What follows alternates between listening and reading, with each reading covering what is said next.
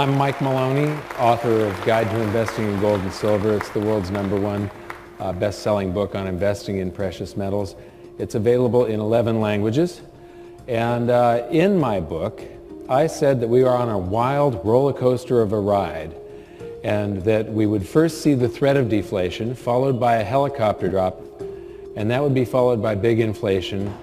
And that has happened. There was the 2008 crisis. We're seeing the base money around the planet being hyperinflated right now, while all of the credit aggregates are collapsing, and so it's sort of netting out to zero inflation or just slightly positive inflation, even though base money around the planet is just taking off like a rocket.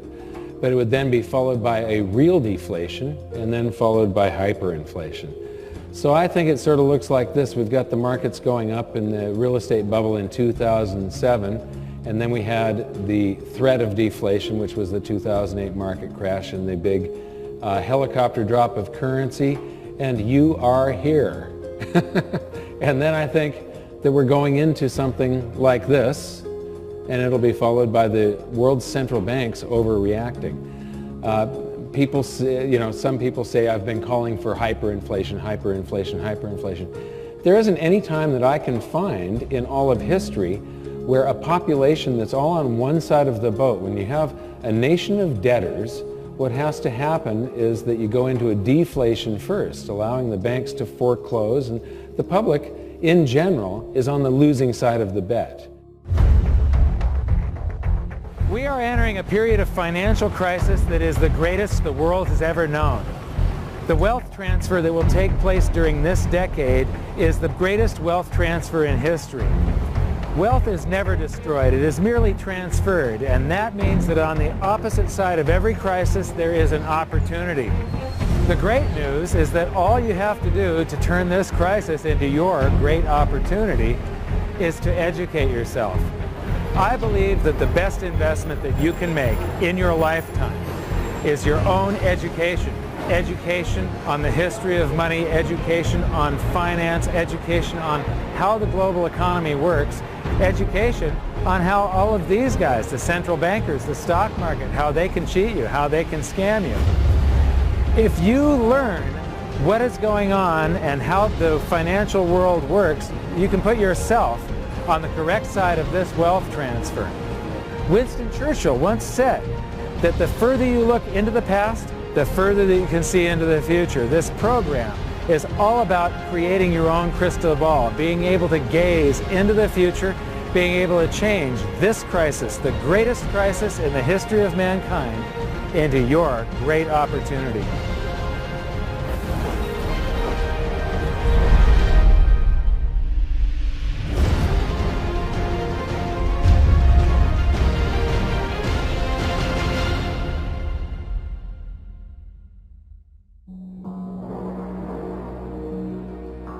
Well, I've been traveling overseas quite a bit, but I'm on my way home now to speak at an event in California finally. What I've been trying to make clear is the fact that this roller coaster crash that I was talking about in my book and that I've been predicting since 2005 is playing out right before our eyes. One of the things I really like about speaking at live events is the chance to interact with people and sort of get my finger on the pulse of what they're thinking. And lately it's become pretty obvious that for a lot of people it's difficult to grasp why I think deflation is coming before big inflation or even hyperinflation. So here I'm going to break down 4 of the biggest reasons that I see deflation coming first. The first one is simple. The overreaction to the 2008 crisis has caused a credit debt bubble, and all bubbles pop. So I talked about hyperinflating base money. This is hyperinflation right here. Inflation and deflation is either an expansion or a contraction of the currency supply, and prices follow the inflation or deflation eventually. Now, most of this currency does not circulate. It's sitting on banks' balance sheets in what's called excess reserves.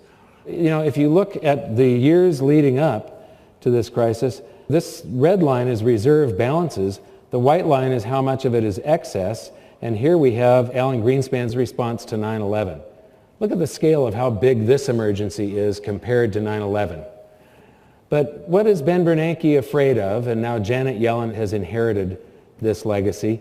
Well, one of the things that happened in the 2008 crisis is that banks froze up and wouldn't lend to each other. They were all scared to lend to each other. And our system is such a fraud that at the end of each day, they all have to be able to borrow digits from each other that were created from nothing just to keep the whole smoke and mirrors game going. They all have to do this interbank lending to keep things balanced. Well, if one bank won't lend to another and they don't have any reserves, the whole system freezes up.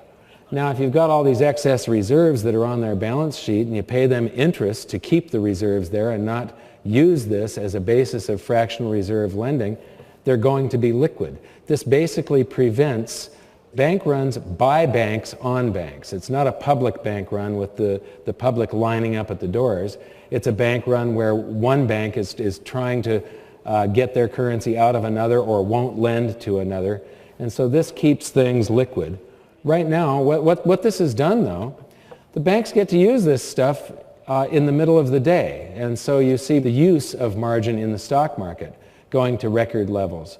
You see the stock market going to record levels, things like, I follow collector cars, and they've been going astronomical. The number of $10 million cars out there now is just absolutely insane, and there are cars now selling for $30 million. Wine collections, art, it's all going ballistic at this point. And all bubbles pop. This is the average price of a new home divided by the median annual household income. Normally, 3-4 times your income is about what you can afford with a house. When you drop in interest rates, the affordability goes up, so people pay more for a house. But interest rates don't stay in one spot forever. They have to revert sometime or another. And all these people are going to be trapped. Every bubble pops, that's a bubble. We are in for something big again, and this time it's going to be more horrific than the crash of 2008, simply because the response to 2008 created a lot of stored energy.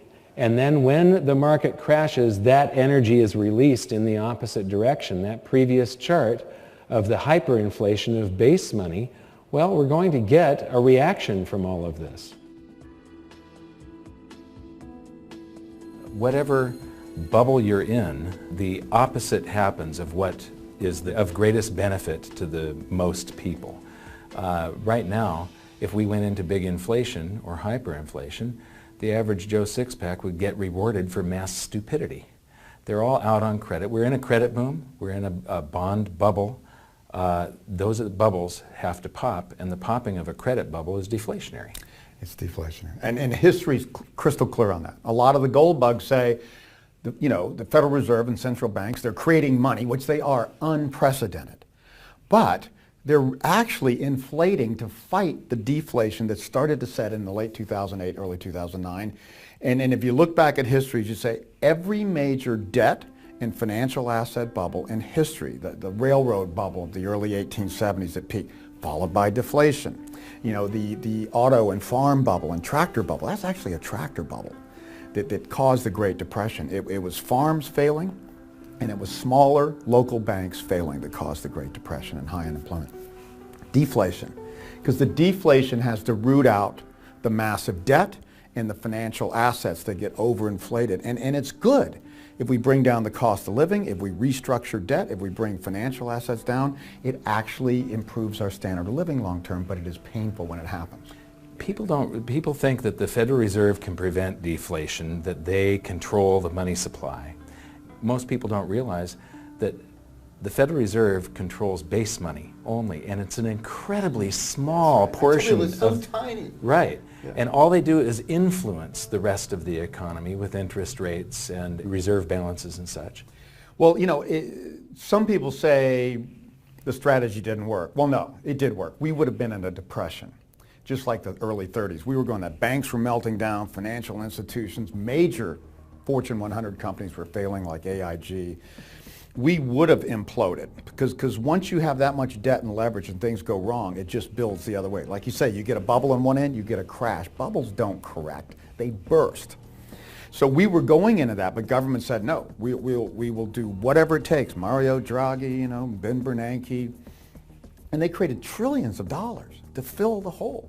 Well, all that does, it's like taking more drugs to keep from coming down. I mean, a drug addict can keep taking more drugs until it kills them, or until they just fall down and get dragged into detox. It's the exact same thing. Debt, especially when it's extreme, is a financial enhancing drug. It gives you more than you deserve, makes you feel better in the short term. But when it's over, you have to go through a detox, as they would call it, a debt detox. And that's where you get deflation.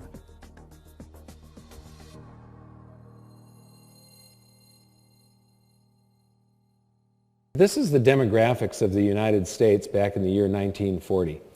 And it's broken into 5-year age groups. And what I'm going to show you here is the baby boom, and one of the reasons that we're going into this deflationary scenario. And we're also in this swing from individualism to collectivism. This is a pendulum, a cycle that just goes back and forth throughout time. And this is the greatest threat to your well-being and the well-being of the economy and freedom. We're going through a period where this demographic is going to cause some huge problems. So here we are in 1950, and you can see the beginning of that baby boom taking off. 1960, 1970, and this wave. Now, the reason I've got this broken up into these different colors, children are the ultimate consumers. They consume everything, they produce nothing, except a quality of life for their parents, a big reward as far as seeing them grow up and so on. But economically, children are an economic loss. They consume economic energy.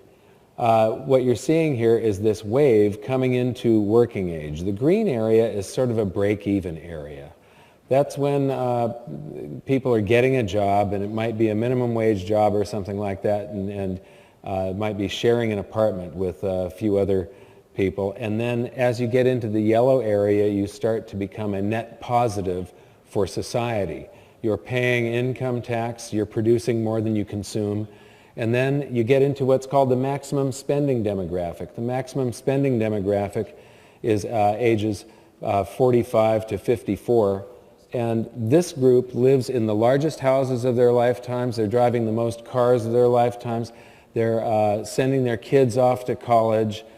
They're spending a lot. Then they become empty nesters. That's the maximum saving demographic. Once the kids are gone off to college, they go, holy moly, we didn't save anything, and we want to retire in 5 years or 10 years.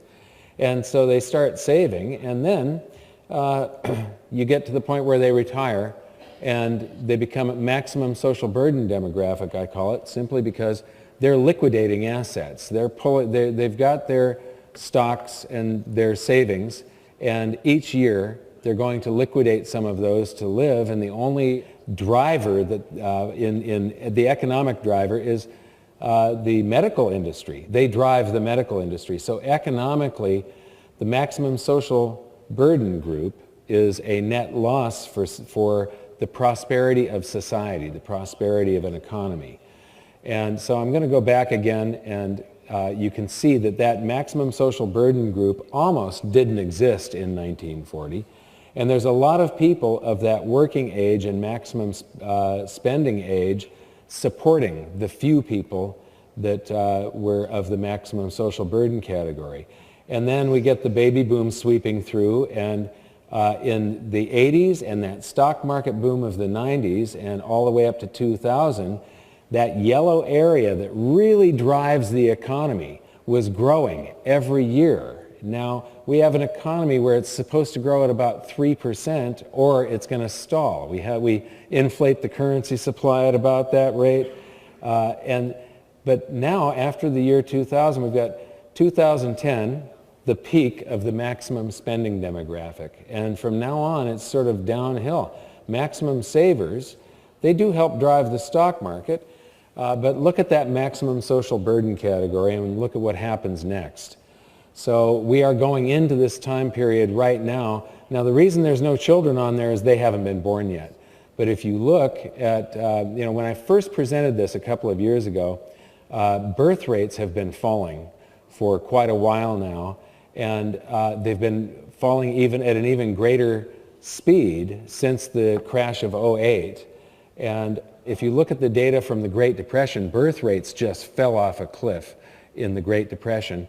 And so you have less people of the younger age coming into this demographic to support the people that are retiring. They didn't have the pill during the Great Depression. Contraception was something that was not within most people's reach. So here it is automated, and you can see that big wave sweeping through there. And if you could imagine data for the children, it would be at a much lower rate. And if we do have a big economic pullback, you're going to see that really reduce. So we're in, most likely, some very serious trouble here, because all of our social programs and the way the economy and the society is set up, everybody's expecting to be able to retire at a certain age and live fairly comfortably off of the rest of us, off of the government. Any comments on these different age groups, maximum spending, demographic, maximum savings, and maximum you've got the social same burden? model we do. What is unique at this time in history, and it's the main topic of my most recent book. That's why I call it the demographic cliff. This is the first time in most wealthy countries, there's a few exceptions, let's call it Sweden, Switzerland, and Australia, countries like that, that have a larger millennial or echo boom, but almost every other country has an echo boom that only comes up near the same heights or is much smaller, like Germany and Japan. So this echo boom here is what you're talking about. So my question to people is, like you say, it is a pyramid. Each generation has been larger and more wealthy to help pay off the debts or the accumulation from an aging generation before them. What happens when the millennial is having to support a generation that's actually larger than them? And what happens when there's not enough for them to drive house prices back? I've got a model now for housing that says people spend the most on housing at age 41, but then when they die at age 79 or 80 on average, they become sellers. So I have to subtract the dyers from the buyers, and when I do that, baby boomers are going to be dying at higher rates than the millennials are going to be buying at some point, and there's going to be net negative demand for housing. Everybody's thinking, oh, we're going to need more housing forever. No, not when a smaller generation follows a larger. So for entitlements, that's huge. There is no way this next generation in the US, nevertheless in Japan or Europe, where they're much smaller, can even hope to pay the entitlements that's been promised to the baby boomers. It's a fairy tale. And housing will never be the same. We saw the Bob Hope generation come out of World War II, the first middle-class generation in history, where the average person could buy a house on a mortgage. That was not the case in the Roaring '20s even. Only the affluent could do that. So that was a big boom for housing, and housing went out, the depression went away. Then the baby boom comes, unprecedented in numbers. All of our lifetimes, housing's gone up with a few exceptions here and there. Housing is going to do well to go sideways for the coming decades, nevertheless go up much again because of this generational shift. We've never seen this in history.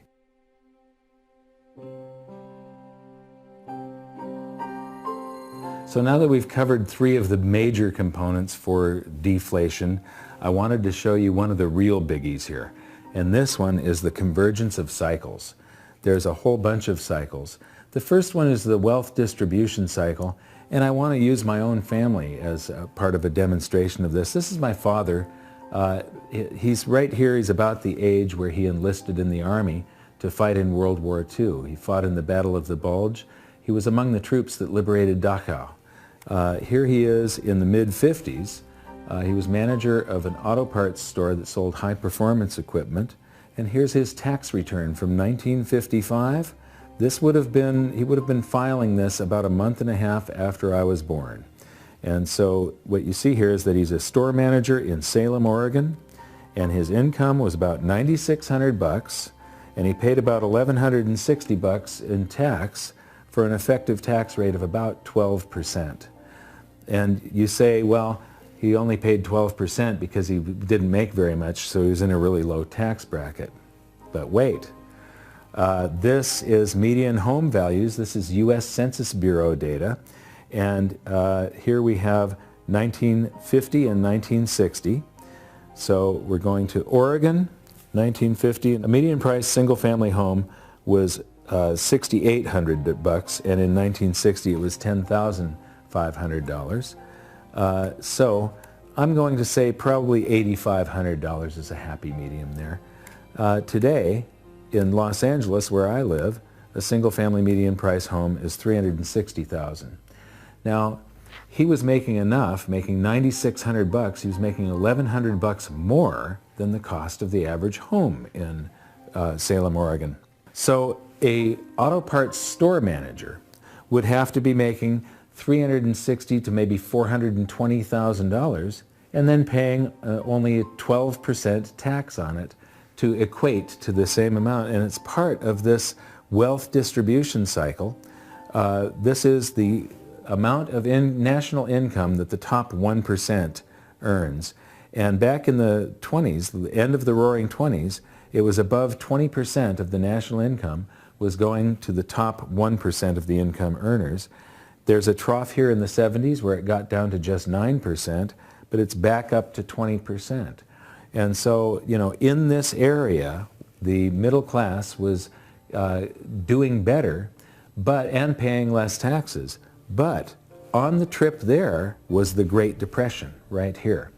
So getting back to that is going to be a very deflationary, painful thing.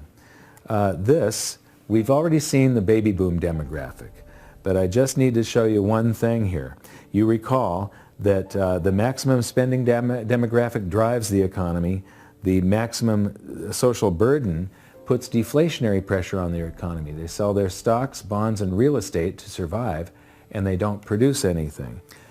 But what I want to point out is that there's about 6 times more people driving the economy here in 1940 than there are putting deflationary pressure on it.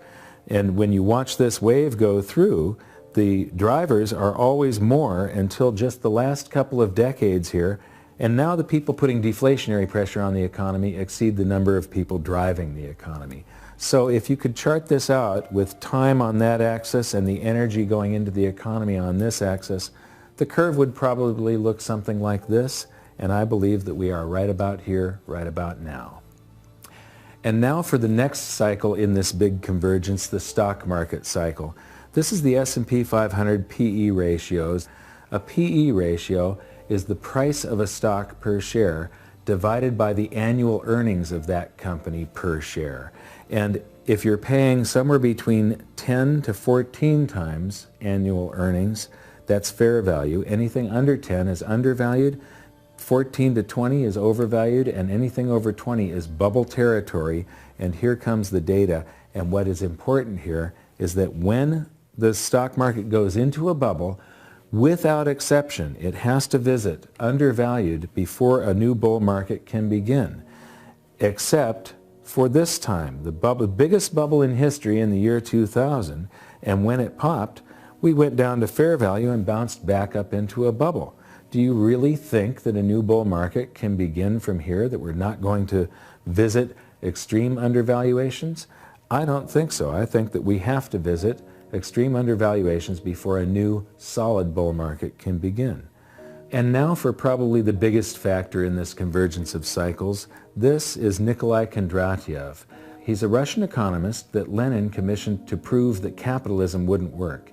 He went away for a couple of years to do his studies and came back with his findings that capitalism was the superior system and would work marvelously well, but it would always suffer from these long wave boom-bust cycles to which he gave the names of seasons of spring, summer, autumn, and winter. We'll come back to this in some other episode and really dig into it. But for now, what you need to know is that the winter is the deflationary season. The last winter was the Great Depression. And they used to call this the 50-year cycle, but lately it's gotten stretched out and takes longer. I believe that it's got to be the length of a human lifetime. And the reason is that the winter is deflationary, and the people that were old enough to be of working age and have young families that lost the house, lost their job, lost the family farm, they become very emotionally scarred. and they become very risk averse and very, very frugal. And in order to make all the same stupid mistakes that we made in the roaring 20s that led to the Great Depression, that generation has to die off. Well, they have died off, and we have made all the same stupid mistakes. So this is very deflationary should it happen. And here's the supporting evidence. This is interest rates, and what you see here is that they go right along with the cycle. This is wholesale prices in the U.S. And again, they go right along with the cycle until the point the Federal Reserve decides that what we really need is constant inflation. This is one of the biggest cycles of all. It's hard for people to see, though. This east-west cycle takes about 500 years for the pendulum to swing each direction, and 500 years back. It's innovation and prosperity swinging from Asia to Europe and North America and back. And in the Dark Ages, China was developing gunpowder. Then China stagnated while we had the Renaissance and Industrial Revolution.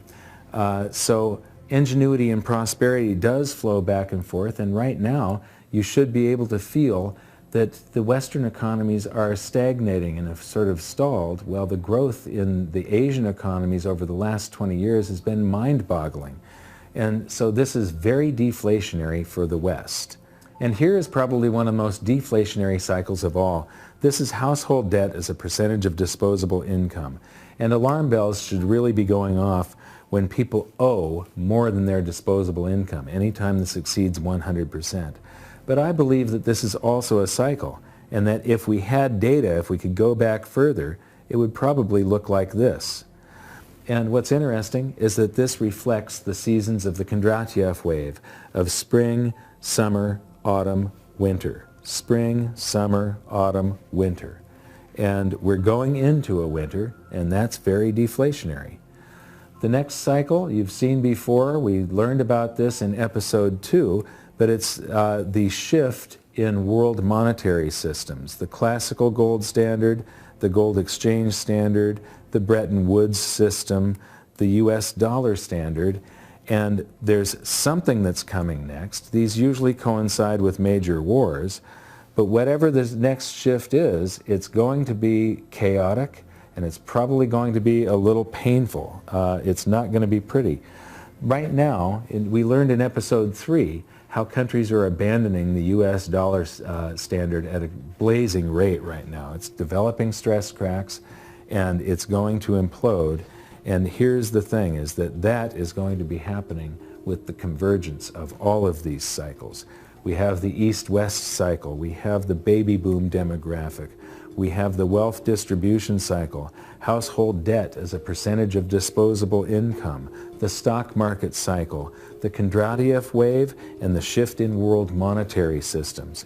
And the thing about all these cycles is that they have all peaked and they're starting to descend, which is deflationary. Deflation, deflation, deflation, deflation, deflation. And that is all happening at the time when the world monetary system is developing stress cracks, it's about to implode, and it's going to be extremely chaotic. These things are all going to make it even more chaotic. So that's the convergence of cycles, and all of these things are the reason that I am expecting deflation before big inflation or hyperinflation. But just as I said in my book, any deflation is probably going to be short-lived.